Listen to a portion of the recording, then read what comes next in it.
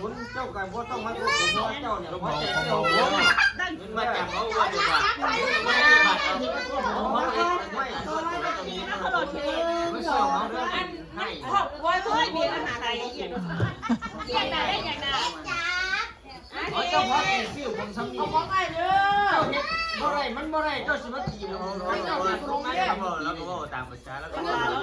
ภาษาเราบ่ไรเนี่ยอะไรมันไม่รู้เนี่ยเราบ่ได้เราก็ยังว่ากูบอกคนกูบอกคนที่เอ๊ะ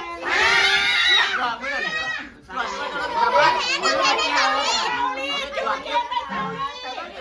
โอ้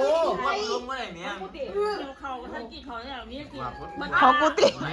ของกุฏิพนักสูมันไม่ได้เสียงานเดี๋ยวโตโต้อยากได้เตาลีในรอบมันจะเอ้าปีนี้บ้านหนองยาคือมีตัวเนี้ยมีไหนก็บอกเต่าลีกับเต่าโอ้การเริ่มเอาก็ทำเดินเดินจะไม่เอาเจ้าของดีมันขึ้นได้นะตอนนี้ เสียเสีย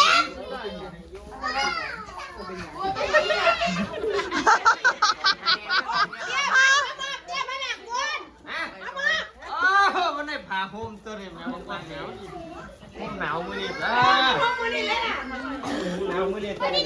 สองเล่นี่ไปปลูกแหงก็ได้เดี๋ยวก่อนเหลือ2 อันเหรอแทงไปแม่กับน้าจ่าแลกกันน้าจ่าได้น้าจ่าได้หาหุ้มแม่ได้เงินแทนอย่าขาดทุนอย่าว่าขาดทุนเอาก็ได้11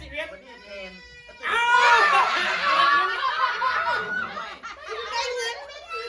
จบตัวเงินของกูเลยกูได้ของกูสนับกูแม่เอากูให้โจ๊กแม่ผู้ใดห้องจีนผู้ใด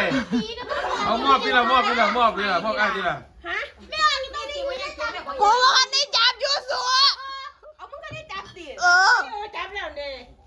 ไม่ตัวอ่อนแค่ยังมี3 คนของขวัญบ่ครบมันของขวัญบ่ครบมึงลากูได้เงินอ่ะเจ้าก็ได้มาว่าเบิร์ดเจ้าอยู่มันเบิร์ดแล้วนี่แหละเอากูคือว่าไรมันเบิร์ดแล้วน่ะแม่วอนน่ะต้องได้เงินจ่าต้องได้ผ่าหอไม่มาจ่ายเลยเงินเนี่ยเอาลูกไปเอามาบอสสุดท้ายบ่ได้จับมันคือได้ไปแล้วเอาเงินไหนเท่านี้ก็ได้จะได้แต่เงินเอาเงินมาเอาเงินมาเดี๋ยวนี้เอาเงินให้เขาเอาผ่าหอได้ของขวัญของเขาไม่ได้เขาไม่ได้ของเจ้าของไม่ได้มันเป็นของขวัญเอานะโอ้เปลี่ยนกันกันเลยโอ้เดี๋ยวกูเบิ่งก่อนมันมีจักหน่อยเนี่ย